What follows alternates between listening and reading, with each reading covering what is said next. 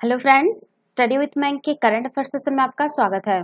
ये current affair SSC, banking, railway, state PCS, CDS, CAPF, NDA और other competitive exam आदि में सहायक होंगे। आज की डेट है 12 अप्रैल 2021। तो चलिए आज का करंट अफेयर शुरू करते हैं।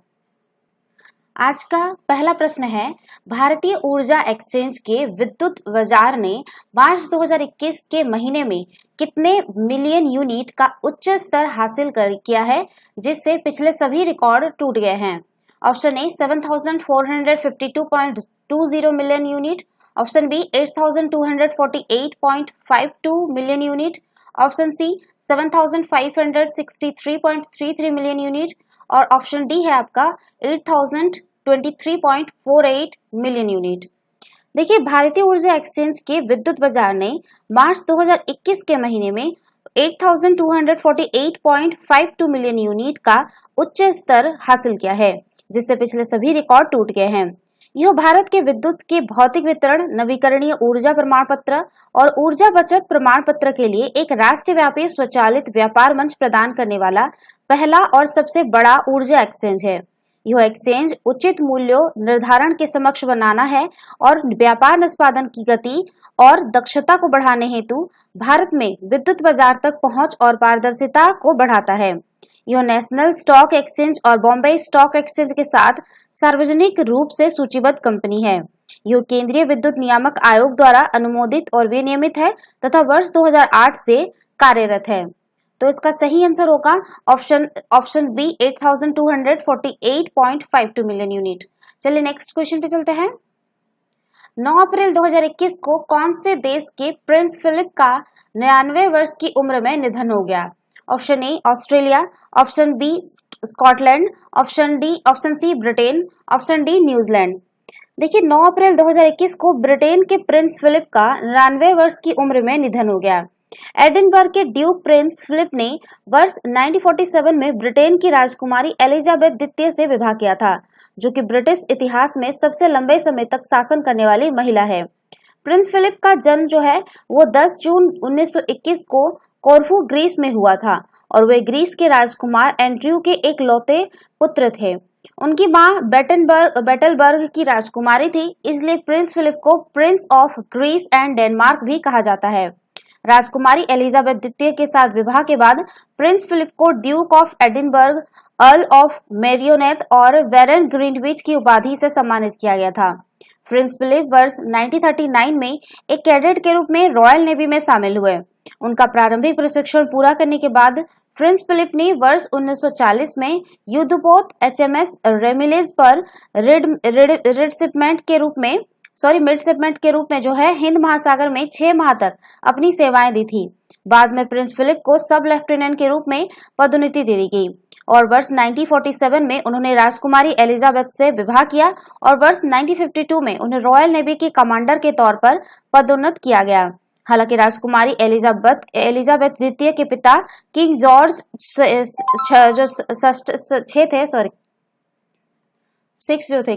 6 जो थे, उनकी मृत्यु के बाद रॉयल नौसैनिक के तौर पर प्रिंस फिलिप का कैरियर समाप्त हो गया। तो इसका सही आंसर होगा ऑप्शन सी ब्रिटेन। चलिए नेक्स्ट क्वेश्चन पे चलते हैं। जकार्ता एशिया खेलों में 100 और 200 मीटर में रजत पदक जीतने वाली भारत की कौन सी महिला धावक को छत्तीसगढ़ सरकार की तरफ से राज्य के वीरानी पुरस्कार से सम्मानित किया जाएगा? Option A Dutee Chand, option B Hima Das, option C Asha Roy, option D Sakshi Malik. देखिए, जकार्ता एशियाई खेलों में 100 और 200 मीटर में जो है रजत पदक जीतने वाली भारत की महिला धावक दूती चंद को छत्तीसगढ़ राज्य द्वारा वीरानी पुरस्कार से सम्मानित किया जाएगा। इस संबंध में छत्तीसगढ़ सरकार द्वारा जारी आधिकारिक विज्ञप्ति के अनुसार खेल के क्षेत्र में दूती चंद के योगदान को देखते हुए उन्हें इस पुरस्कार से सम्मानित करने का निर्णय लिया गया है। ज्ञात हो कि वर्ष 2019 में उड़ीसा की धावक दूती चंद इटली में आयोजित विश्वविद्यालय खेलों में स्वर्ण पदक जीतने वाली पहली भारतीय महिला बनी थी। दूती चंद ने 100 मीटर की दौड़ 11.22 सेकंड में पूरा कर भारतीय राष्ट्रीय रिकॉर्ड बनाया है। छत्तीसगढ़ राज्य सरकार द्वारा खेल, साहित्य, शिक्षा, कानून, संगीत, इतिहास, सामाजिक कार्य और व्यवसाय सहित विभिन्न क्षेत्रों में महिलाओं के योगदान को रेखांकित करने के लिए छत्तीसगढ़ वीरानी पुरस्कारों का गठन किया गया था। इस पुरस्कार का उद्देश्य भारतीय समाज में महिलाओं को सशक्त बनाना और उनकी उपलब्धियों को रेखांकित करना है। साथ ही वो महिलाओं को विभिन्न क्षेत्र में अग्रणी भूमिका निभाने के लिए भी प्रेरित करता है। तो इसका सही आंसर होगा ऑप्शन ए, द्युति चंद। चलिए नेक्स्ट क्वेश्चन पे चलते हैं। हाल ही में कौन से देश ने हांगकांग में राजनीतिक दमन से बचकर आने वाले प्रवासियों को एक नया जीवन शुरू करने के लिए $59 मिलियन का कोष स्थापित करने की घोषणा की है? Option A, British, option B, America, option C, Bharat, option D, Australia. देखिए, ब्रिटिश सरकार ने हाल ही में ब्रिटेन के पूर्व उपनिवेश हांगकांग में राजनीतिक दमन से बचकर आने वाले प्रवासियों को एक नया जीवन शुरू करने के लिए $59 मिलियन का कोष स्थापित करने की घोषणा की है। इस कोष के तहत जो हांगकांग के ऐसे सभी ब्रिटिश नेशनल पासपोर्ट धारक लाभ प्राप्त करने के लिए पात्र होंगे जिन्हें विशेष वीजा की पेशकश की गई है। यह ब्रिटेन में कार्य करने, निवास करने और अंततः वहां की नागरिकता प्राप्त करने का मार्ग प्रशस्त करता है। हांगकांग की जो है कुल 7.4 मिलियन आबादी में से 5 मिलियन जो है, ठीक है, आपका 5 मिलियन लोग इस कोष के तहत लाभ प्राप्त करने हेतु पात्र होंगे। इस कोष के तहत शुरू किए जाने वाले एकीकृत कार्यक्रम के माध्यम से आवास, शिक्षा और रोजगार तक पहुंच प्राप्त करने में मदद करने का प्रयास किया जाएगा। चीन ने ब्रिटेन के इस कदम की कड़ी आलोचना की है और उसे पासपोर्ट प्रणाली के दुरुपयोग के रूप में परिभाषित किया है।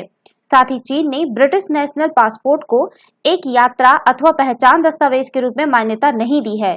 गौरतलब है कि 1997 तक हांगकांग ब्रिटिश साम्राज्य के नियंत्रण में था। वन कंट्री टू सिस्टम के सिद्धांत के तहत हांगकांग 1 जुलाई 1997 को पीपल्स रिपब्लिक ऑफ चाइना का एक विशेष प्रशासनिक क्षेत्र बन गया। तो इसका सही आंसर होगा ऑप्शन ए, ब्रिटिश। चलिए नेक्स्ट क्वेश्चन पे चलते हैं। बॉम्बे नेचुरल हिस्ट्री सोसाइटी के वैज्ञानिकों ने कौन से हिमालय में पक्षी की एक नई प्रजाति की उपस्थिति दर्ज की है? ऑप्शन ए, उत्तरी हिमालय, ऑप्शन बी, पूर्वी हिमालय, ऑप्शन सी है आपका उत्तर पूर्वी हिमालय, ऑप्शन डी, पश्चिमी हिमालय। देखिए, बॉम्बे नेचुरल हिस्ट्री सोसाइटी के वैज्ञानिकों ने पूर्वी हिमालय में पक्षी की एक नई प्रजाति की उपस्थिति दर्ज की है। 3-बैंडेड रोजफिश नामक इस पक्षी प्रजाति प्राय दक्षिणी चीन और भूटान में पाई जाती है। बॉम्बे नेचुरल हिस्ट्री सोसाइटी के शोधकर्ताओं द्वारा इस पक्षी प्रजाति को अरुणाचल प्रदेश के समुद्र तल से लगभग 3800 मीटर ऊंचाई पर देखा गया है, जो कि भारत की जैव विविधता की दृष्टि से काफी महत्वपूर्ण है। इसी के साथ ही यह भारत में पक्षी परिवार की 40वीं प्रजाति बन गई है। ज्ञात हो कि वर्ष 2016 के बाद से भारत में पाई जाने वाली पक्षी प्रजातियों की सूची में 104 नई प्रजातियां शामिल की गई है। 3-बैंडेड रोजफिश पक्षी प्रजाति फ्रिजिलिडे परिवार से संबंधित है। भारत में इस पक्षी प्रजाति को जिस ऊंचाई पर रिकॉर्ड किया गया है वो चीन से ज्ञात ऊंचाई से काफी अधिक है। इससे इस प्रजाति पर पारिस्थितिक अनुसंधान की संभावनाएं और अधिक बढ़ जाती है। तो इसका सही आंसर होगा ऑप्शन बी, पूर्वी हिमालय। चलिए नेक्स्ट क्वेश्चन पे चलते हैं। गैर लाभकारी ऊर्जा और जलवायु खुफिया इकाई ने जानकारी दी है कि हाल ही में कितने देशों ने मध्य शताब्दी या उसके आसपास कार्बन तटस्थता प्राप्त करने का लक्ष्य रखा है? Option A 30, option B 23, option C 25, option D 32। देखिए, गैर लाभकारी ऊर्जा और जलवायु खुफिया इकाई ने जानकारी दी है कि हाल ही में 23 देशों ने मध्य शताब्दी या उसके आसपास कार्बन तटस्थता प्राप्त करने का लक्ष्य रखा है। हाल ही में 23 देशों ने मध्य शताब्दी या उसके आसपास कार्बन तटस्थता प्राप्त करने का लक्ष्य जरूर रखा है, किंतु विशेषज्ञों का कहना है कि वर्ष 2050 तक कार्बन तटस्थता हासिल करने के लिए संकल्पित देशों की सरकारों और व्यवसायों की संख्या तो बढ़ रही है, लेकिन दुनिया अब भी उस लक्ष्य की प्राप्ति से दूर है। हालांकि संयुक्त राष्ट्र महासचिव एंटोनियो गुतेरेस ने स्वच्छ और हरित विषय की दिशा में प्रयास की पैरवी के लिए महत्वाकांक्षी जलवायु कार्रवाई पर जोर दिया है। तो इसका सही आंसर होगा ऑप्शन डी है आपका 32। चलिए नेक्स्ट क्वेश्चन पे चलते हैं। हाल ही में भारत सरकार के कौन से मंत्री ने सार्थक नामक एक योजना की शुरुआत की है? ऑप्शन ए रक्षा मंत्री, ऑप्शन बी शिक्षा मंत्री, ऑप्शन सी गृह मंत्री, ऑप्शन डी स्वास्थ्य मंत्री। देखिए हाल ही में जो है भारत सरकार के शिक्षा मंत्री ने जो है सार्थक नामक एक योजना की शुरुआत की है। सार्थक योजना नई शिक्षा नीति 2020 के लक्ष्य के उद्देश्य को लागू करने में अपनी महत्वपूर्ण भूमिका निभाएगी।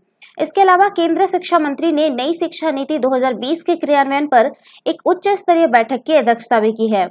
बात करते हैं सार्थक योजना के बारे में, तो 29 जुलाई 2020 को जारी NEP 2022 के लक्ष्यों एवं उद्देश्य के अनुसरण में और राज्यों एवं केंद्र शासित प्रदेशों को इस कार्य में सहायता करने के लिए स्कूल शिक्षा और साक्षरता विभाग ने स्कूल शिक्षा के लिए एक निर्देशात्मक और विचारोत्तेजक योजना विकसित की है। इसे गुणवत्तापूर्ण शिक्षा के माध्यम से छात्रों और शिक्षकों की समग्र उन्नति नामक दिया गया है। ठीक है, इसका मैं फुल नेम लिख देती हूँ। तो इसका जो पूरा नाम है वो students and teachers holistic advancement through quality education नाम दिया गया है। सार्थक योजना को भारतीय स्वतंत्रता के 75 वर्ष पूरे होने के अवसर पर आयोजित होने वाले अमृत महोत्सव के एक हिस्से के रूप में शुरू किया गया है। यह योजना शिक्षा की समवर्ती प्रकृति को ध्यान में रखती है और संघवाद की भावना का पालन करती है। वही राज्यों एवं केंद्र शासित प्रदेशों को इस योजना को स्थानीय संदर्भीकरण के साथ अनुकूलित करने और उसकी जरूरत एवं आवश्यकताओं के अनुरूप संशोधन करने का लचीलापन दिया गया है। यह क्रियान्वयन योजना अगले 10 वर्षों के लिए NEP 2020 के क्रियान्वयन के लिए रोड मैप एवं रास्ते को आगे बढ़ाती है, जो इसके सुचारू और प्रभावी क्रियान्वयन के लिए काफी महत्वपूर्ण है। तो इसका सही आंसर होगा ऑप्शन बी शिक्षा मंत्री। चलिए नेक्स्ट क्वेश्चन पे चलते हैं। वित्तीय वर्ष 2020-21 के दौरान पायलट फेज के अंतर्गत स्वामित्व योजना देश के कितने राज्यों में लागू की गई थी? Option A 5, option B 10, option C 9, option D 12। देखिए हाल ही में जो है केंद्रीय पंचायती राज मंत्री ने बताया है कि आगामी 24 अप्रैल 2021 को राष्ट्रीय पंचायती राज दिवस के अवसर पर माननीय प्रधानमंत्री श्री नरेंद्र मोदी देश के सभी गांवों में स्वामित्व योजना के विस्तार का शुभारंभ करेंगे।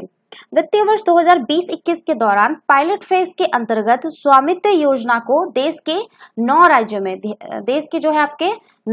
में लागू किया गया था। ये 9 राज्य है आपके उत्तर प्रदेश, मध्य प्रदेश, लिख देते हैं उत्तर प्रदेश, मध्य प्रदेश, ठीक है, महाराष्ट्र, आपका उत्तराखंड, कर्नाटक है आपका, ठीक है, और उसके बाद है आपका आंध्र प्रदेश और हरियाणा और पंजाब, ठीक है, पंजाब है आपका, और राजस्थान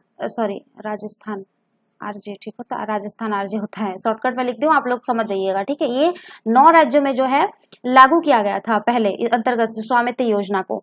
अब तक जो है देश में जो है आपका 2481 गांवों में जो है 3 लाख से अधिक परिवारों को उनकी संपत्ति के अधिकार पत्र प्रदान किए जा चुके हैं। हर संपत्ति के सटीक सर्वे के लिए अब देश में जनगणना लगभग जो है 40,514 गांवों में ड्रोन द्वारा सर्वेक्षण पूरा हो चुका है। देश में कुल 567 कोर्स नेटवर्क स्टेशन स्थापित किए हैं और जिनमें से जो है 210 का कार्य पूर्ण हो चुका है।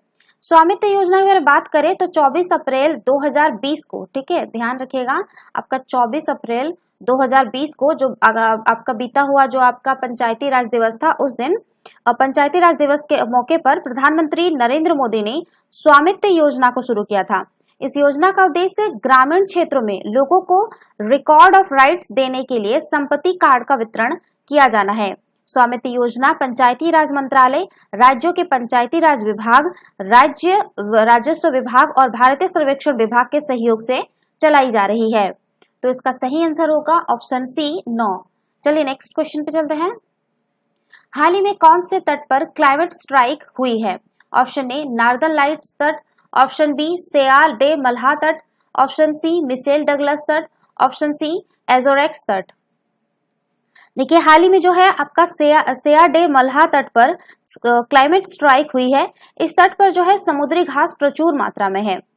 सेयार डे मल्हा तट हिंद महासागर पर दुनिया की पहली अंडर वाटर क्लाइमेट स्ट्राइक हाल ही में हुई है। इसका श्रेय मॉरिशस के वैज्ञानिक और जलवायु अधिवक्ता समा सेंडेवा को जाता है। इस पहल के माध्यम से समा सेंडेवा ने जलवायु न्याय की मांग की है। उनके संदेश से स्पष्ट रूप से शामिल था जलवायु के लिए युवा हड़ताल। सेया डे मल्हा तट के बारे में बात करें तो सेया डे मल्हा तट जलवायु महत्वपूर्ण स्थल है जो सेशेल्स के तट से 735 किलोमीटर दूर विशाल समुद्री घास के मैदानों के कारण महत्वपूर्ण है। यह हिंद महासागर के केंद्र में स्थित है। इस तट में दुनिया के सबसे बड़े समुद्री घास के मैदान हैं। इन समुद्री घास के मैदानों को कार्बन डाइऑक्साइड का एक प्रमुख अवशोषक माना जाता है। इसके अतिरिक्त यह क्षेत्र वन्य जीवों से भी समृद्ध है, जिसमें शार्क और पेगी ब्लू व्हेल भी शामिल है। मछली के पंजे के दौरान मैदान के रूप में यह क्षेत्र यहाँ के तटीय समुदायों के लाखों लोगों का मुख्य आहार को बनाए रखने में महत्वपूर्ण भूमिका निभाता है। बात करते हैं समुद्री घास के बारे में, तो समुद्री घास समुद्र तथा महासागरों के पानी के अंदर पाई जाने वाली घास है। समुद्री घास फूल वाले समुद्री पौधे होते हैं जो सागरीय परिस्थितिकी के प्रति अनुकूलित होते हैं। समुद्री घास सामान्यतः उथले समुद्री तटों में पाई जाती है और कई बार यह व्यापक घने घास के मैदान घास का भी निर्माण करती है। पूरे विश्व में समशीतोष्ण और उष्णकटिबंधीय महासागरों में लगभग 72 प्रकार की समुद्री घास प्रजातियां पाई जाती है। समुद्री घास के लाभ जो है देखें तो समुद्री घास महासागरीय पारिस्थितिक तंत्र और तटीय क्षेत्रों के अंदर में रहने वाले मनुष्यों के लिए अत्यधिक महत्व रखता है। समुद्री घास पानी की गुणवत्ता में सुधार करने कार्बन डाइऑक्साइड को अवशोषित और ऑक्सीजन को उत्सर्जित करने में महत्वपूर्ण भूमिका निभाता है। इसके अलावा मछलियों की सैकड़ों प्रजातियों के लिए एक प्राकृतिक आवास और शरण स्थली प्रदान करता है। समुद्री घास तटीय खाद्य जाल के लिए एक आधार के रूप में कार्य करता है। चूंकि यह घास सामान्यतः तटीय क्षेत्रों में पाई जाती है, जिससे यह समुद्र तट के क्षरण को रोकने में और विनाशकारी तूफान के प्रभाव को कम करने में मदद करती है। तो इसका सही आंसर होगा ऑप्शन बी, सेया डे मल्हा तट। चलिए नेक्स्ट क्वेश्चन पे चलते हैं। हाल ही में किसने स्वदेशी ऑक्सीजन संवर्धन इकाई विकसित की है? Option A AstraZeneca, option B Pfizer, option C GlaxoSmithKline, option D CSIR CMERI। देखिए हाल ही में जो है CSIR जो है आपका और SMERI ने स्वदेशी ऑक्सीजन संवर्धन इकाई ऑक्सीजन इंक्रीमेंट यूनिट विकसित की है। CSIR और सिमरी ने जो है ऑक्सीजन संवर्धन इकाई का एक उपकरण है जो आसपास की हवा से ऑक्सीजन को इकट्ठा करता है और ऑक्सीजन समृद्ध हवा की आपूर्ति के लिए उसमें से नाइट्रोजन को हटाता है। एकत्र की गई ऑक्सीजन को ऑक्सीजन मास्क या नाक में लगाए जाने वाले कैनुला से के जरिए उन रोगियों को दी जाती है जिन्हें श्वास संबंधी बीमारियां हैं। CSIR CMERI की स्वदेश में विकसित ऑक्सीजन संवर्धन इकाई प्रेशर स्विंग एडसॉर्ब्स और जियोलाइट कॉलम के सिद्धांत पर काम करती है ताकि प्रेशर के द्वारा वातावरण की हवा से नाइट्रोजन को हटाया जा सके, जिसमें ऑक्सीजन जमा होने में वृद्धि होती है। इस उपकरणों को सुदूरवर्ती स्थानों, घरों या अस्पताल में ऐसे रोगियों के लिए इस्तेमाल किया जा सकता है जो chronic obstructive pulmonary disease, chronic hypodiabetics and और जो आपका है प्लमोनरी एडिमा से पीड़ित है। इसका इस्तेमाल निद्रा संबंधी गंभीर विकार स्लीप एपनिया के इलाज में भी किया जा सकता है। यह सुविधा हाई फ्लो ऑक्सीजन थेरेपी में मदद करेगी जो कि कोविड-19 रोगियों के उपचार और प्रबंधन में एक बेहतर विधि साबित हुई है। तो इसका सही आंसर होगा ऑप्शन डी CSIR CMERI। तो ये थे आज के करंट अफेयर। वीडियो पसंद आए तो लाइक, शेयर और कमेंट करना ना भूलें। साथ ही साथ चैनल को सब्सक्राइब करना ना भूलें। Thanks for watching. Have a nice day. Take care.